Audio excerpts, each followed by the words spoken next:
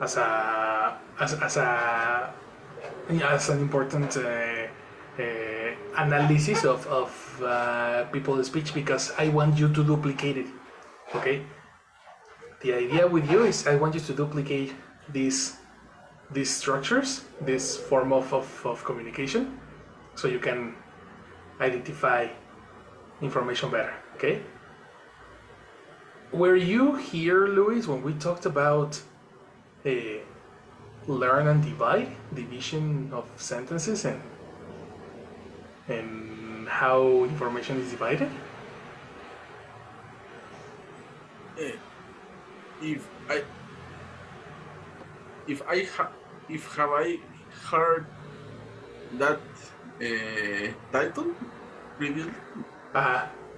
Well, not the title. The when we talked about the division of information and how to divide a big sentence. Were you here when we saw that? Many months ago. No, I don't remember to have studied that topic previously. Okay, no problem. Then we are going to. The nearest way is when we analyze the structure of a sentence. What is the subject? What is the verb? Something like this. But Okay. It's not related, actually.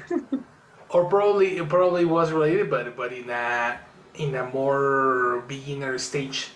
You know, like the subject verb complement is like a very basic form of analysis in the language. Now you are going to do a very similar stuff, but with bigger information, with bigger portions of information. That's what we call big chunks.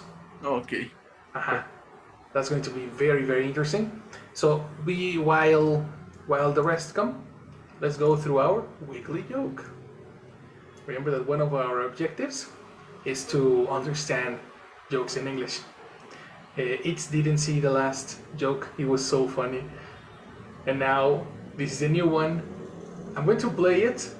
You tell me how many times to repeat it in order for you to understand it. Into context, you will see that there is a phone call on the podcast. They receive a phone call from a fan, and the fan is going to tell them a joke. Okay? Let's hear. Have we got an audio one? Yes. Let me find it. Can you do a pun while I'm looking for it? No, I can't. I haven't got a pun. Just press the button. Hey, fellas, got a couple of on-trend jokes for you from last week's podcast. What's the best cheese to hide a horse? Mascarpone. What did the cheese say when it saw itself in the mirror? Hello, me. What's a ninja's favourite cheese? Spaghetti. Feta. I was going to tell you another one, but it's too cheesy. Cheese jokes. They're pretty good, huh? Now you do one, Skin. You literally can't. All the cheeses. What's left?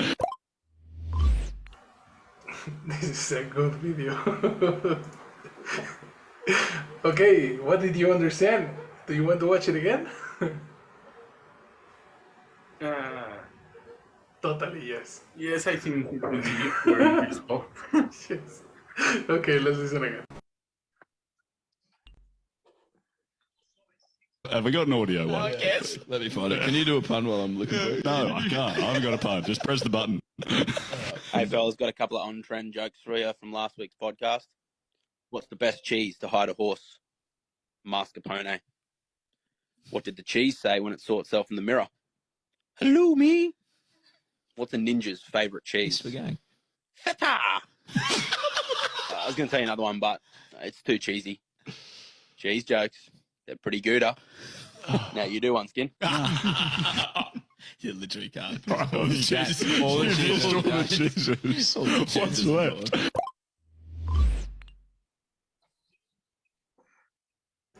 They're so simple yet so funny. They're so good. So good.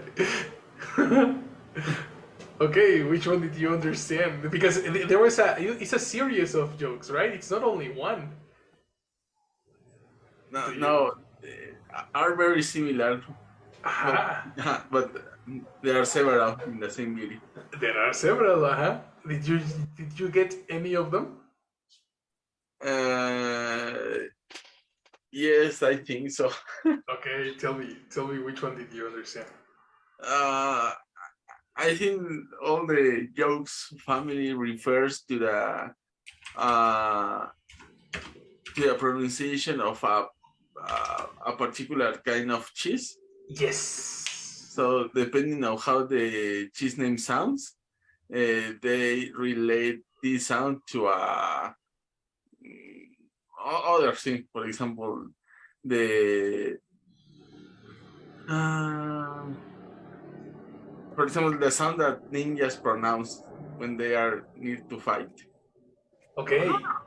No, for example, something, Yes. Yes, and yes, yes, it yes, sounds very yes. similar to a name of a cheese.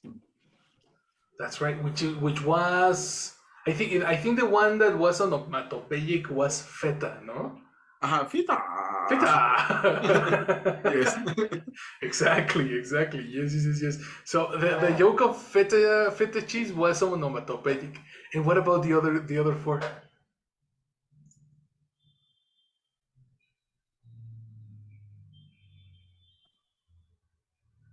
That's an interesting question. I didn't Ah, uh, okay. Okay. understand clearly. For example, they spoke something related to a horse, but to Yes. hide a horse. But, You know, to be honest with you, the only one that I didn't understand is that one, the one of the horse. Probably because I don't know where is the pun. In order to understand these jokes, we need to understand a very important word, which is one of my favorites actually. The word pun.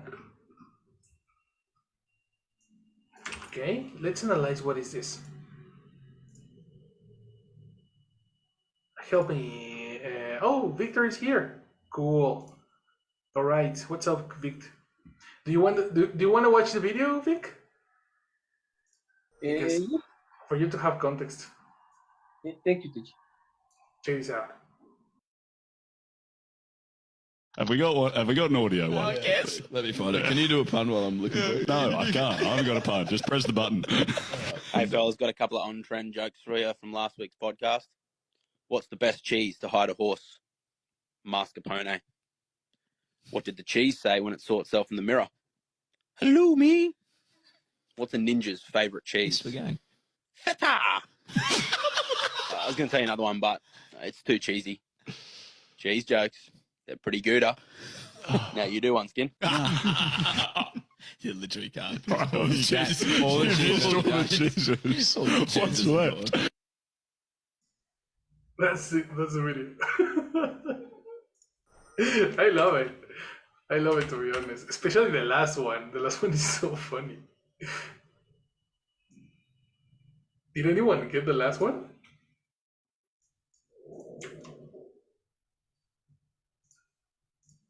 No, right?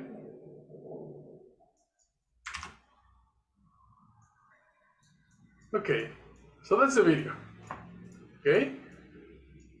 First, we need to understand what is a pun in order to understand the rest, or the jokes that were difficult is because we need to understand what is the function of the word in this case.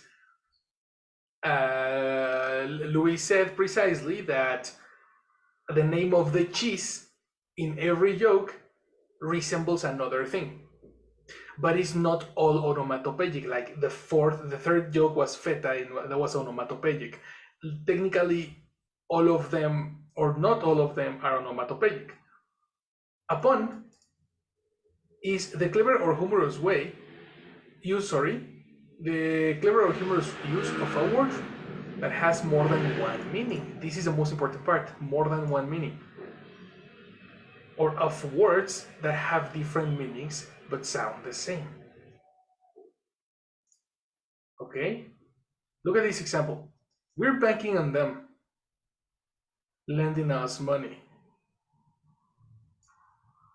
banking on someone is the phrasal verb to say trust. To bank on someone is to rely on or to trust somebody. For example, when you say, I am banking on your help. But at the same time, bank is the place when you get a loan. Do you agree with me?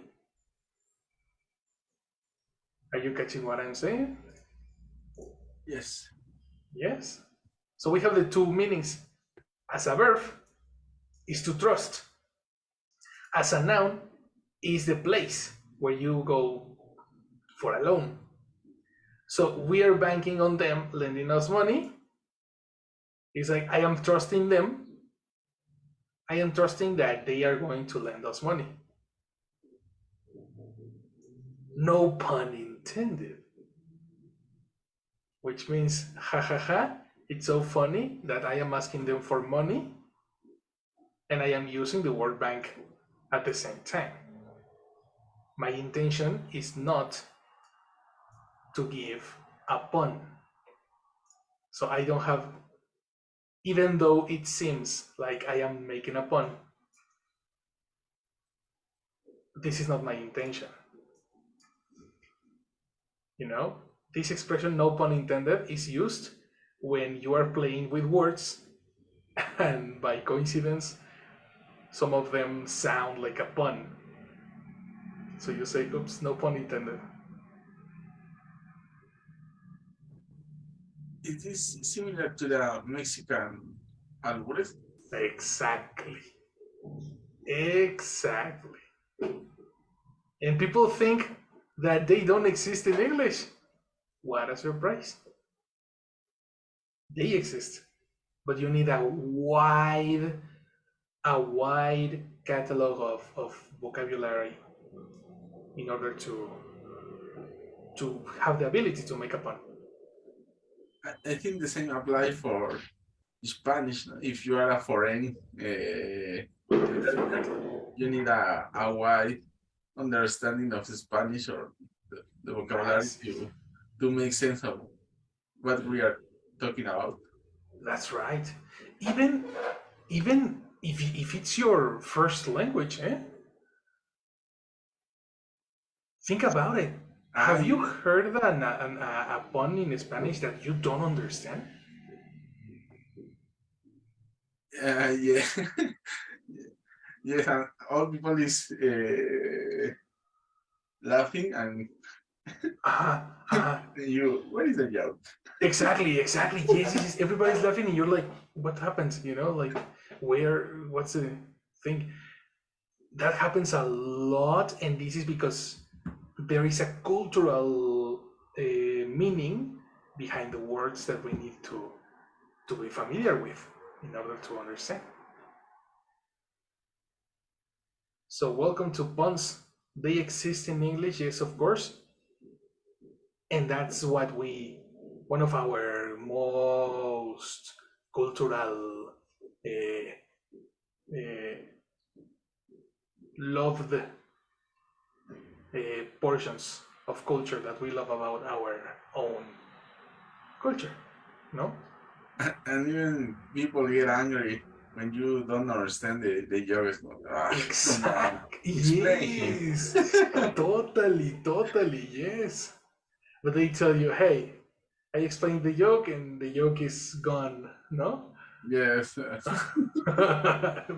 a classic. That's a classic. But exactly this is the issue that is going on in the video. In the video, we have 4 puns.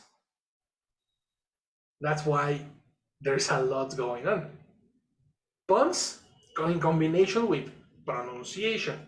Because remember the last week, we saw the pronunciation of meow, remember? Yes.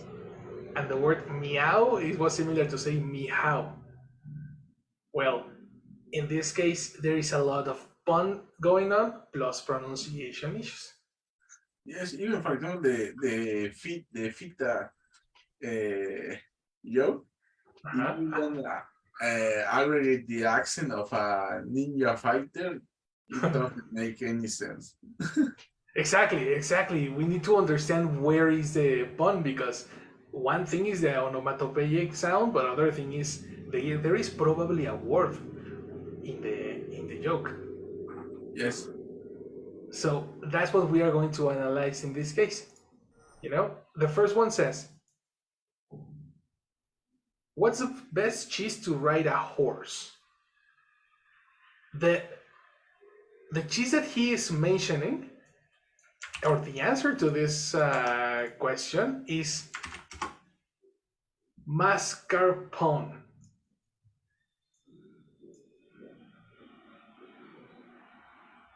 Oh no, mascarpone. What I understand is that the last two syllables of mascarpone sounds like pony. You know what I mean? So this is the cheese that he's mentioning. Mascarpone. This is the pronunciation. Equal symbols. We don't have the sound. But anyway, this is the... perfect. Mascarpone. Mascarpone. You see? So the last two syllables sounds like pony. Do you agree with me? Yes. But I don't know if there is a synonym of ride that starts with M.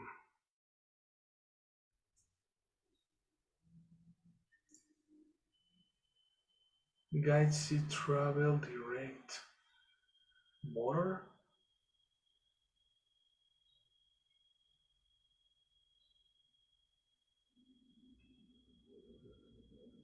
No.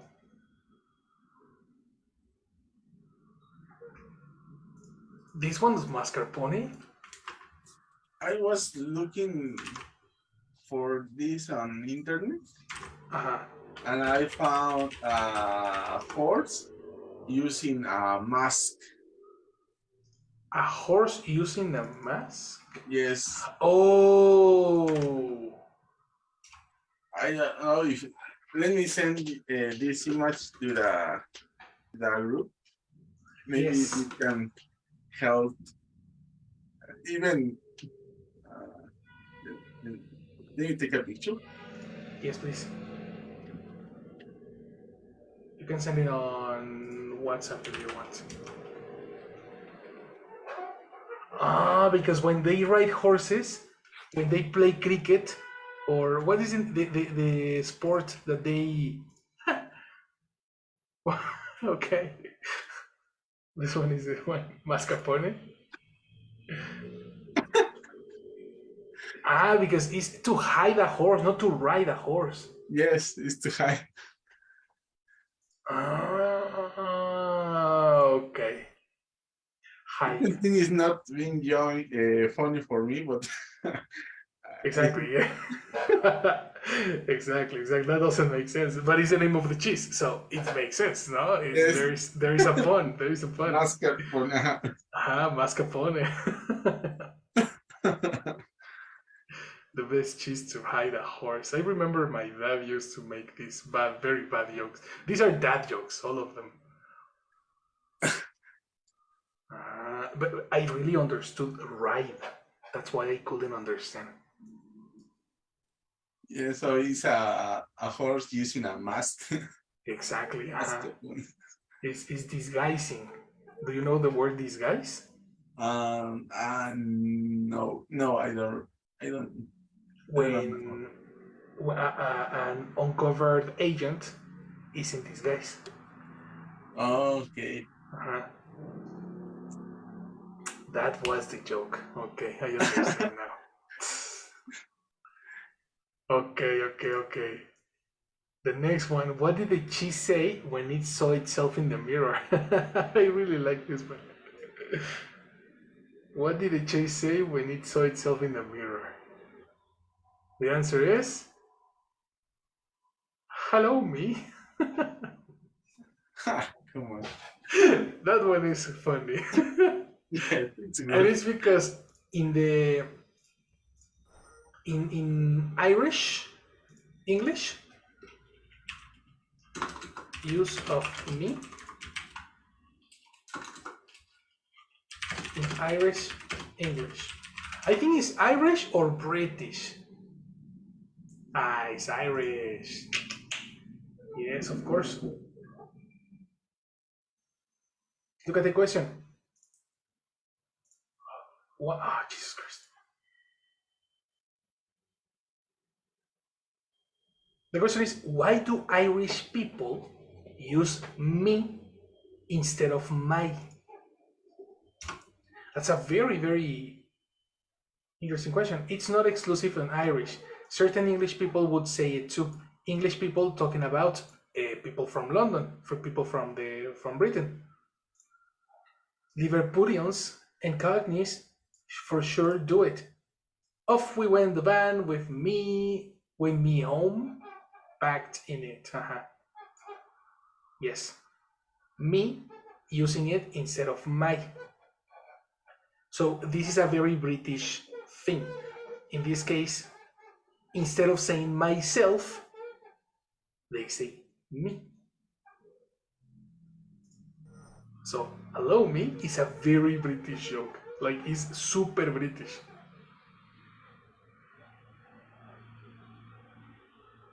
You know what I mean?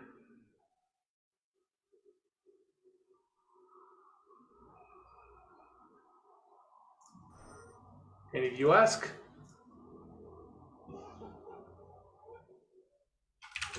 this is a hello me. Hello me cheese.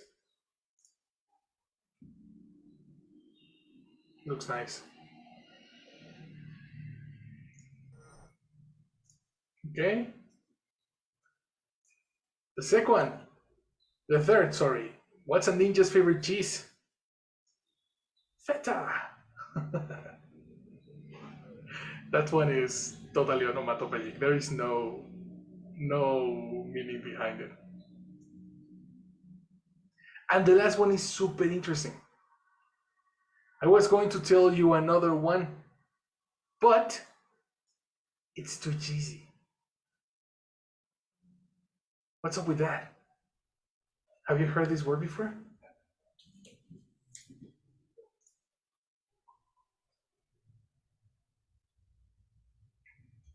No. No one? No. Cheesy. Try with this. Cheesy. This is an adjective. And please read the definition, Victor. Yes, teacher. Cheesy adjective. Informal, not very good or original, and without style, in way that is embracing but funny. Again, in a way that is what? Embarrassing. Okay. What is similar to awkward? Syllable Embarrassing. Exactly. Embarrassing. Right? Do you understand embarrassing? Do you know what is this? Uncomfortable or ashamed. Making you feel shy. Okay. If it makes you feel shy and uncomfortable, it's embarrassing. Okay. So not very good or original and without style, in a way that is embarrassing, but funny.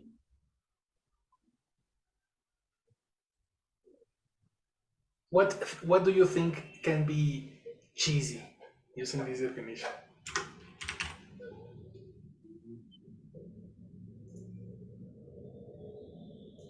In the examples we have a cheesy horror movie. What do you think is a cheesy horror movie?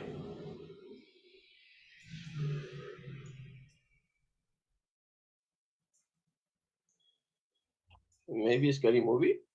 Exactly. Like it's super bad. It's not original. It's without style. Right? That is a very, very cheesy movie. Super cheesy. And this type of humor is cheesy. Okay. Uh-huh. And at the same time, cheesy has a reference of cheese. If it's smelling or tasting of cheese. If you are talking about, for example, a piece of lasagna, lasagna is cheesy because it is covered in cheese and it smells like cheese and has a taste of cheese. So it's a combination of definition number 1 and definition number 4. That's why he said that he was not going to say the last joke because it was too cheesy. He's making It's references of cheese. similar to say this word doesn't exist, but quesoso. Quesoso. If you want to, but yes, that doesn't exist even in Spanish. Come on. No. That's right. This is the week, yo guys. Welcome to a new way to talk about English. Now, one of the most common expressions in informal English is no pun intended. When you make a pun, but that was not your intention. And the other one, that's too cheesy. Cheesy is a very common adjective in informal English. Take a note. Okay.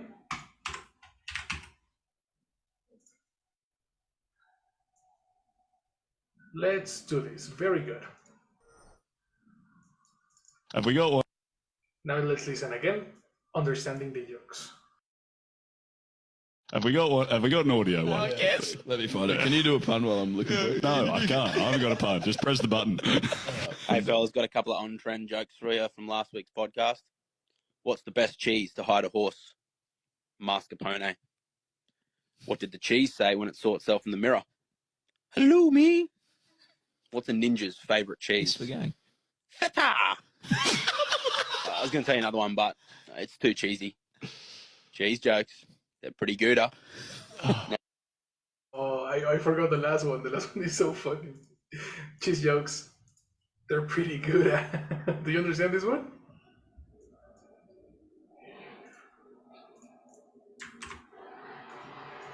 Or no?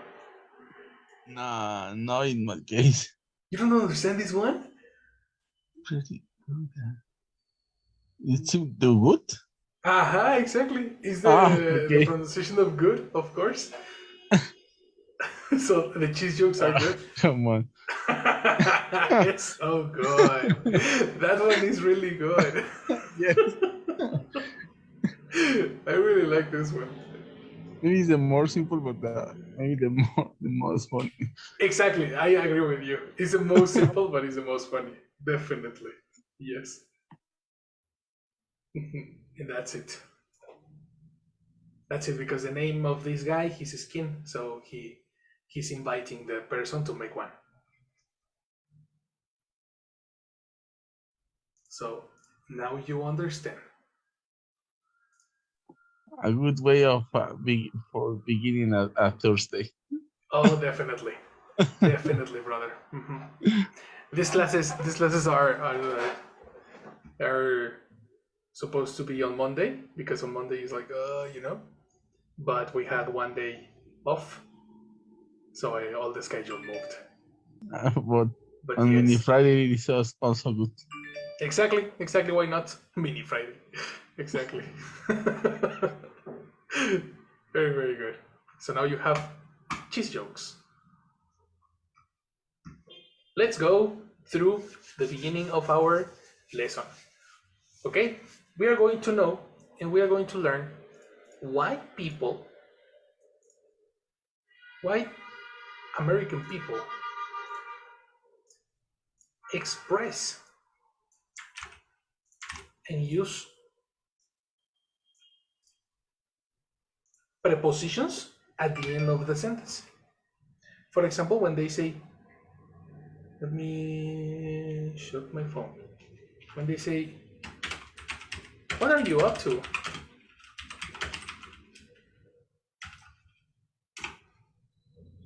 Technically, we're asking, why do people end their sentences or their questions with a preposition? Have you noticed that?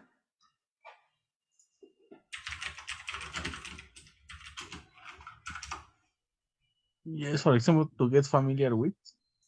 Oh, exactly. So people say, for example, this is a great way to get familiar with. No, but this is it sounds incomplete. Is this a great way to get familiar with? Okay, is this a great way to get familiar with? Sounds good. Something also like,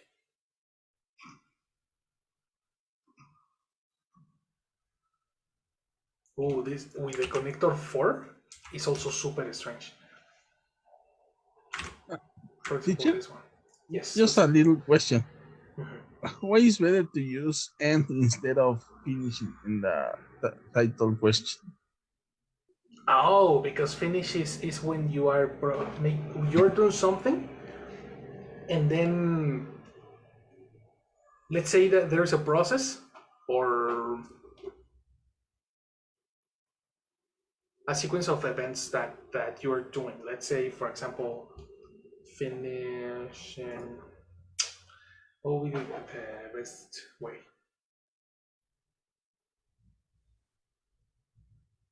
The difference is very slight, very Maybe very you are slight. cooking something. You're cooking And you something, finish. and you finish cooking. You don't end cooking. Exactly. But I don't know why. Let's ask Quora or someone. That's a very good question because it's very advanced, eh? So both are used to indicate that something has come to stop. However, we mainly use finish when we complete something. Yes, exactly. An end is most used to indicate stopping.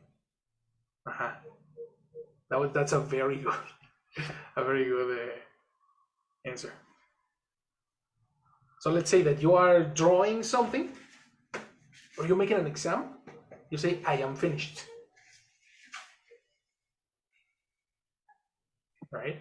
Okay. When there are several steps before. Exactly. There is a process. You're doing a long activity probably, so you finish the activity. Okay. Okay. That's why, in this case, end is Yes, it's stopping better. the sentence. That's right. Thank you very much. That was a very good question because it's pretty idiomatic and it's about thinking in Spanish. So that happens a lot in advanced conversation. Some some some words have a similar meaning, and there is a very slight difference that only advanced speakers can make. Yes, in Spanish we don't make difference Exactly. between the ending words, words specifying ending of Exactly. something. And ending an activity, no, or finishing an activity. Yes, yes. Precisely. End versus finish. Advanced stuff. Anyway, we have this one, no? What are you up to? Is this great way? Is this a great way to get familiar with? To get it, because I still need an object. who did they say it was for, and which candidate are they going to vote for? These are very strange examples, right? Because if we are thinking in Spanish, we are usually going to use the preposition at the beginning of the sentence. So making incorrect translations, we are going to use, for example, the last one, for who or for which candidate are they going to vote for, to vote?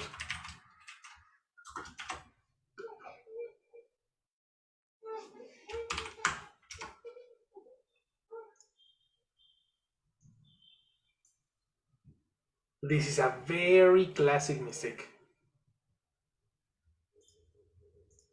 That technically it's not considered a mistake, it's just a sentence that is not, how can I tell you?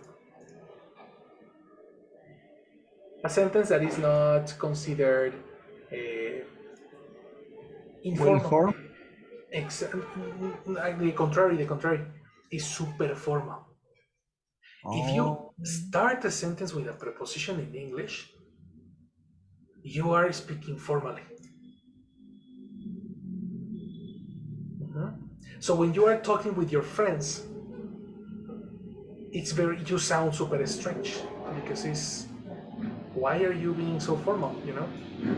If you are in a bar talking with people, if you're in a restaurant talking with your family, then you are going to sound way too formal. But for belongs to the fanboys position. Yes, but in this case, it's a preposition. Remember that some words sometimes are part of different families, right? This is not a conjunction. In this case, it's a preposition. Oh, okay. Okay. So for which candidate are they going to vote? Think about this sentence in Spanish, and in Spanish it makes sense. I have noticed that many of the Spanish forms of speech are considered formal in English because the etymology of the language is very distant from Spanish to English. So they consider some words, some cognates, for example, are actually formal. And I think this sentence in Spanish it's not formal. Exactly. In I think in general is the common use, the common way to ask for your politician candidate preferences. Politic preferences. Yes, political preferences. Yes. Politic preferences. That's exactly the thing. In Spanish, it's super normal, but when something is very similar to Spanish, these words are considered formal. This is something I wanted to cover in the class precisely. This is a good point to mention it. Something. Let's take a little space over here. I don't know. Maybe because if it is similar to Spanish, is because it's similar to Latin, and Latin is not a root of English. Exactly. That's precisely what I mean with etymologies. If a word or a structure is similar to Spanish,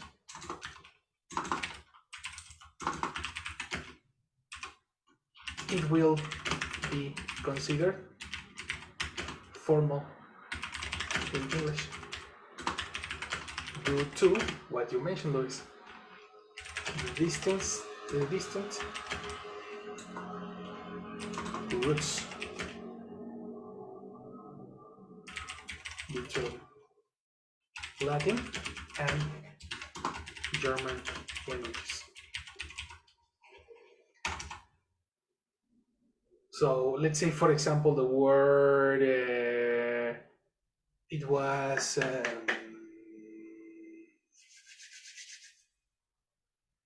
surprise.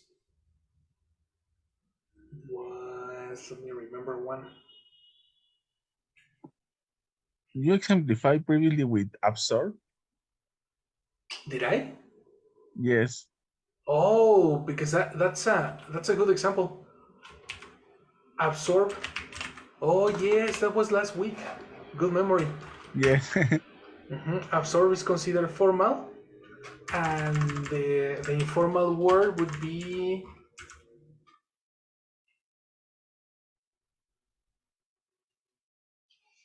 drag. No.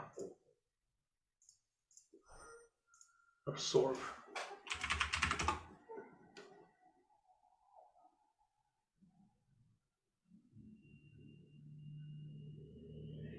Soak up. When you are talking about a sponge, soak up. And you can see how different it is, no? The word soak up is a phrasal verb, which is more common in English. You see? There is a lot more, but I don't have the examples right now. That was a good way to check it. So this particular structure is also considered formal. Yeah, soak up sounds very strange for the way that as Spanish speakers. Exactly. Exactly. It is the contrary. Yeah. Uh-huh.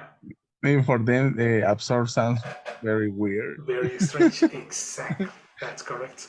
For an American person, the word absorb will sound super strange, and but the word soak up is like every day. Yes. That's precisely the thing. So in order to really get into their culture, we need to study all these forms of expression that are not similar to Spanish, like phrasal verbs and like these type of structures. Now, we are, even though it looks strange, we need to mentalize that this is not really a surprise. We are not foreign to this. If you check the following examples, you will see that, oh my God, we have been using this format since the beginning. Look at this.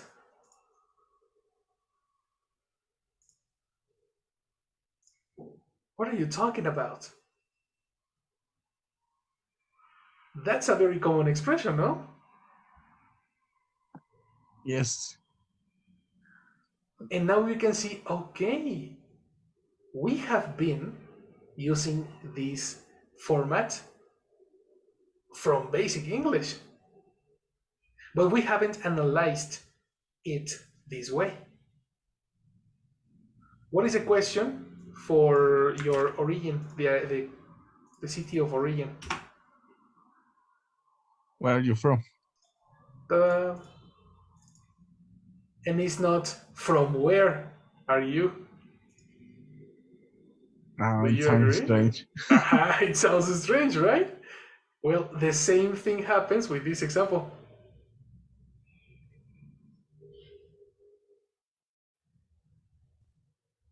It sounds strange.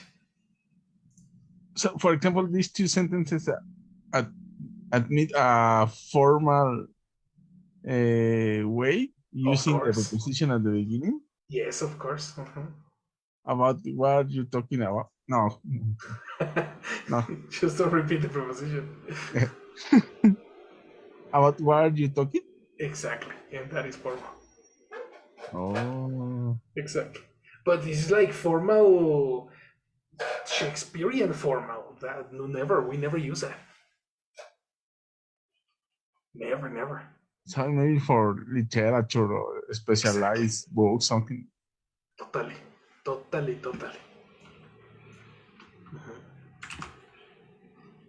When you see these two examples, you say, well, I can see that it is a very common way to think. So don't get surprised by sentences that are probably not so common for you because you haven't heard them. It's more like we need to identify why these words are at the end. And the quickest explanation is that the preposition is used at the end because when you answer the direct answer is a direct object that will take place after the preposition. Okay. These questions are answered using a direct object.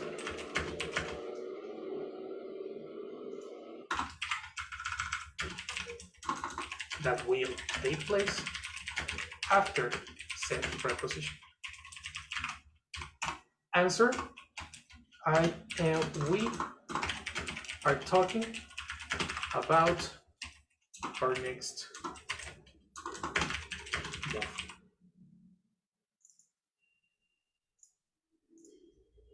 As you can see in the affirmation,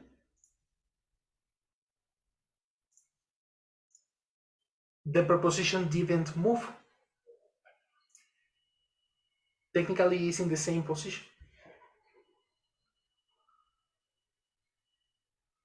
Same thing with where are you from?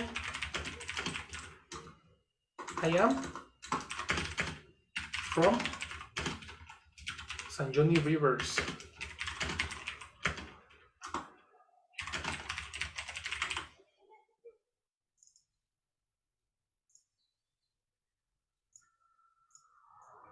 Again, the preposition didn't move.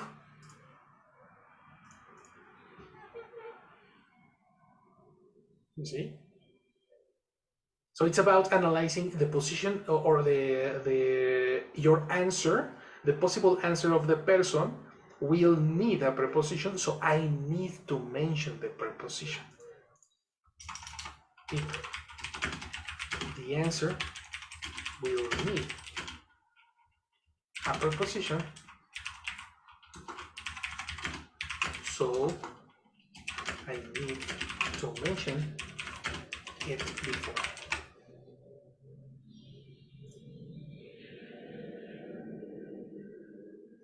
Right?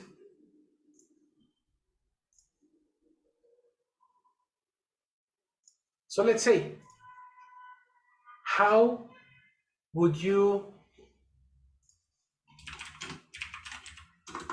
translate the following questions? Let's begin with Victor. How will you translate ¿con quién vas a ir?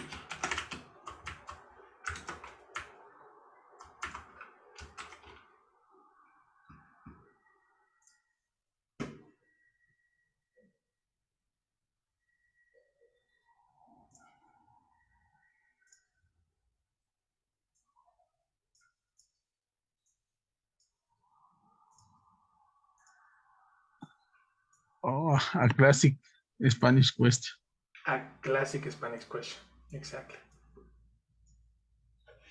Is Victor there? Is he sleeping? Yes. Maybe he's dead. Maybe he's dead, or maybe he's having breakfast, and we are here. Maybe he's in the barbacoa's line. Aha! GPI.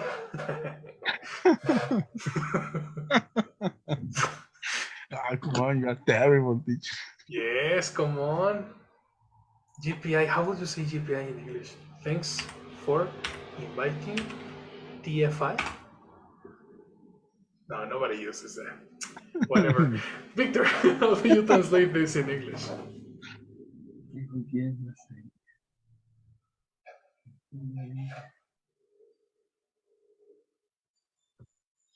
Mm, I have to use preposition with, no? Excellent. Okay, But you're not the first word. not in the first word. So at the end it's with. Um, who maybe Who? no, who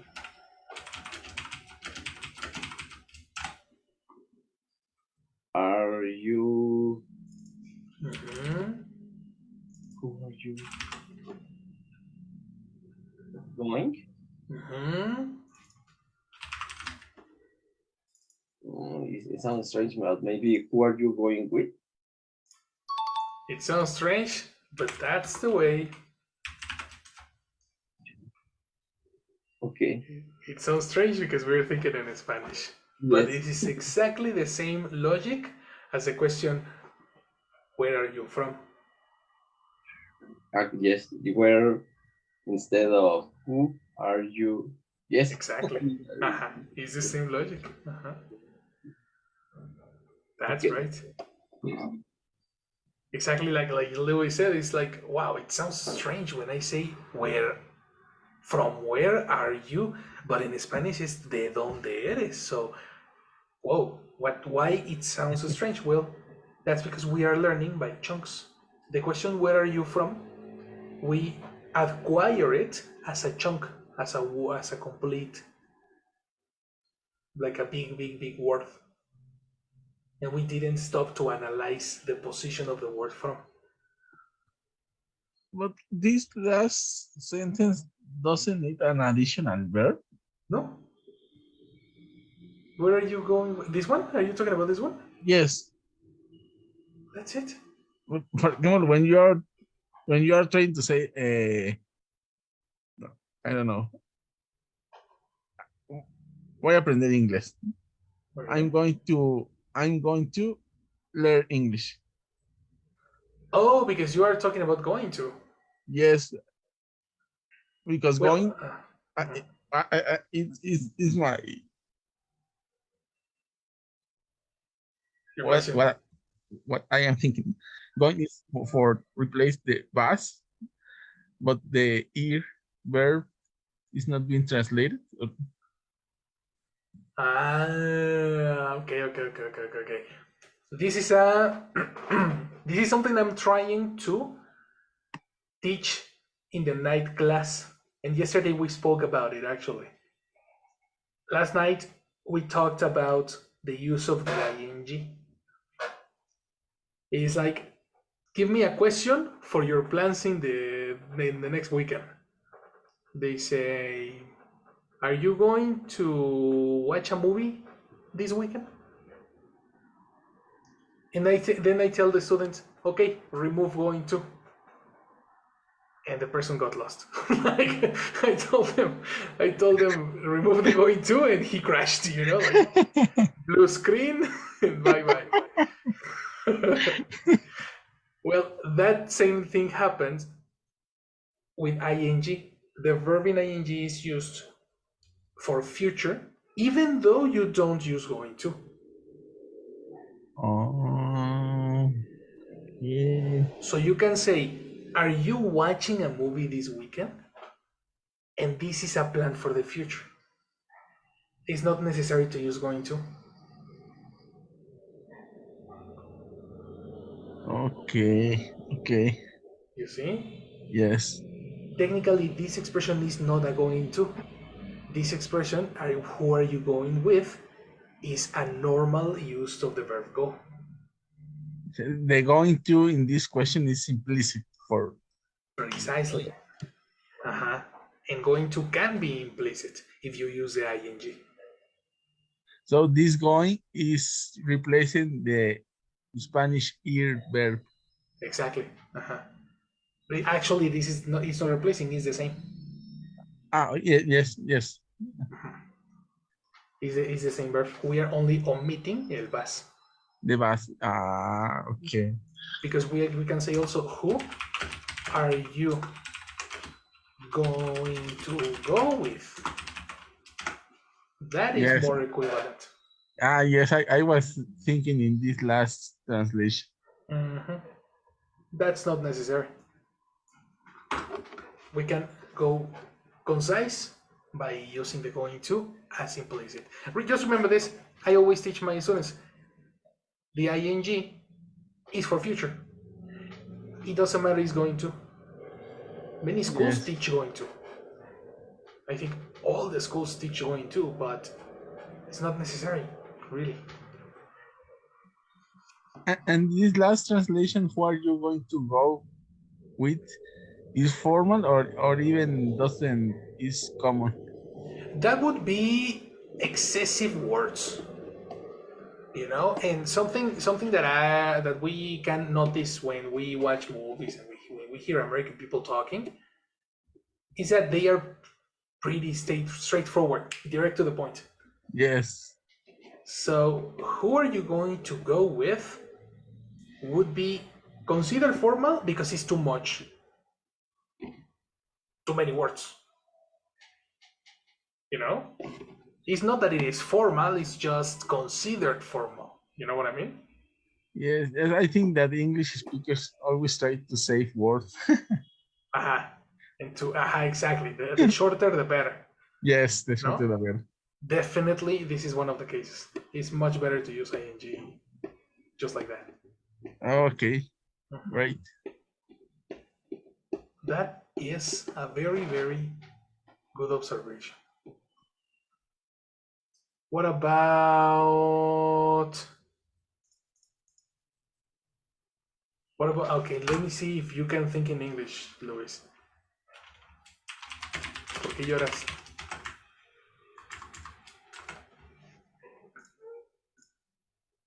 Spoiler alert, you don't need to connect the question why.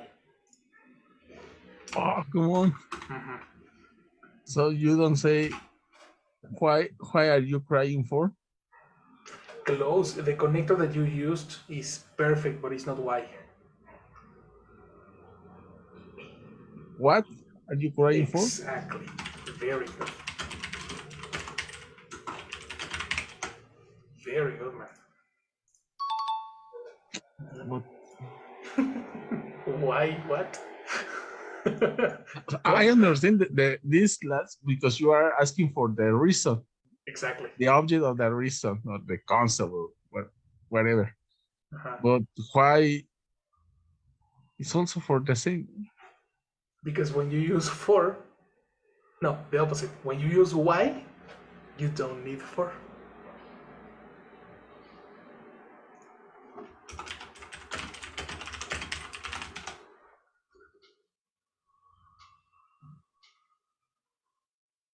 Because in the former question, when you use what, you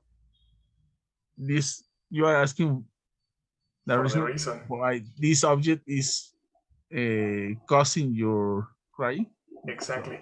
You need you don't need an explanation. You need a reason. You need a noun. Yes. And in the Okay. second one is an explanation. Oh, come on. That was a tricky one. But the correct answer is the previous one. That the most common, not the correct Yeah, the one. most common. Oh, The most common is the first one. What are you crying for? Exactly. Okay. Oh yes. What about? Do you have time for one? Yes, I have. No, it's a. Sorry. Yes, I suppose. Yes. How do you translate por cuál canción es famosa? I don't have time, teacher. No? When you see the exercise, oh no, tomorrow. Okay. Then help it's a Victor. No, it's a joke. Well, yeah. Ah, it's a joke. Mhm. Sorry.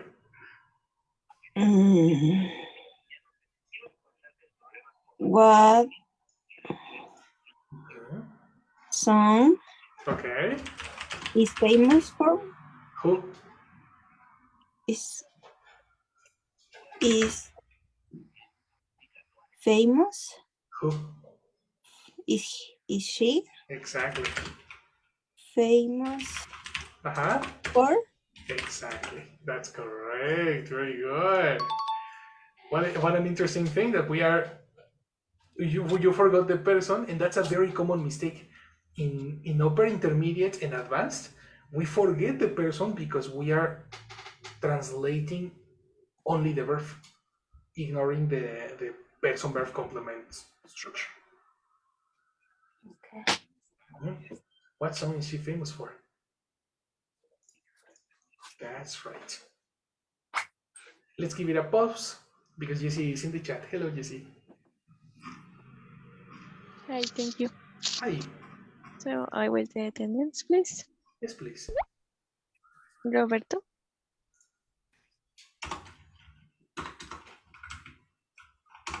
Robert, Luis. yes. Yes, aquí está. Víctor, Hello, Jessica. Good morning. Es que le decimos Luis. ay, Ah, thank you. como que se me Thank you, perdió. Luis. Good morning. Good morning. Víctor, Yes, good morning. Yes. good morning, Víctor. Jesús, Absent. Sophie, Sophie, absent. and Itze. Here.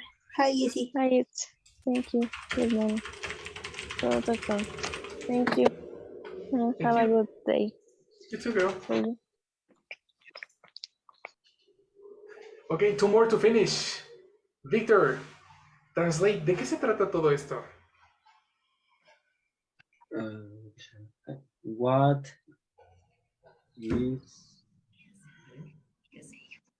is all this or only this? What is this? All this? I don't know. What is, can you repeat? What is what? This or all this? What is all this, like this? Maybe. Maybe. No, you tell me. I'm only writing what you say. Maybe. Come on. Yes. About? Maybe.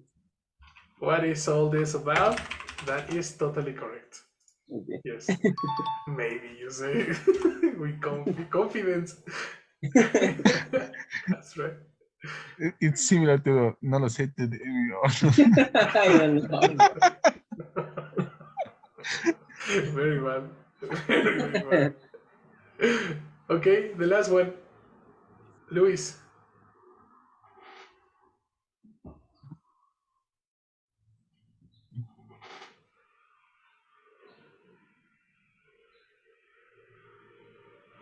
Who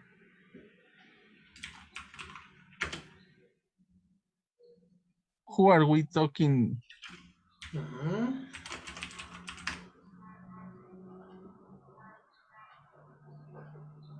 Who are we talking with? That is the natural translation, but that's incorrect. According, do you remember what is a chunk, a collocation? Ah, no, you weren't here in the class. Oh, you didn't come to the class, Luis Roberto. Talking for? The collocation is true. Talking to. Do you remember what is a collocation?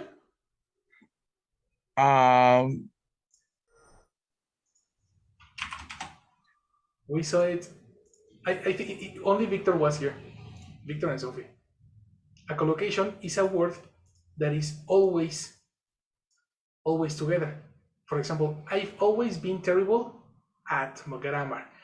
That day, I omitted the connector and I told them, hey, what preposition is missing? And everybody said for, with, on, and they started with different connectors. And only the dictionary told us that the preposition was at. Why at? Because hashtag English. This is not impossible to translate to Spanish. A collocation is a group of words that are usually together. Okay.